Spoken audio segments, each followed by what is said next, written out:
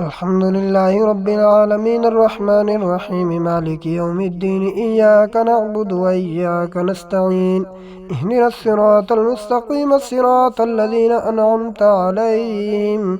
غير المغضوب عليهم ولا الضالين.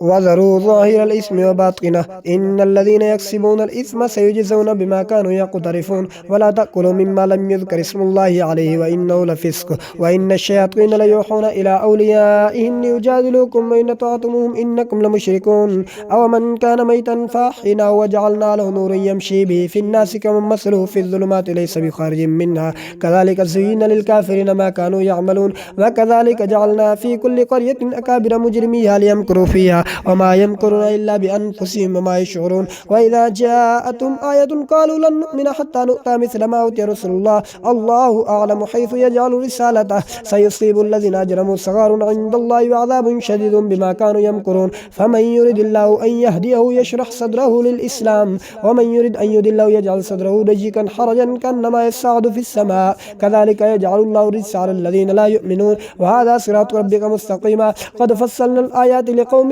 يذكرون لهم دار السلام عند ربهم ووليهم بما كانوا يعملون ويوم يحشرهم جميعا يا معشر الجن قد استكثرتم من الإنس وقال أولياؤهم من الإنس ربنا استمتع بعضنا ببعض وبلغنا أجرنا الذي أجلت لنا قال النار مثواكم خالدين فيها إلا ما شاء الله إن ربك حكيم عليم وكذلك نولي بعض الظالمين بعضا بما كانوا يكسبون.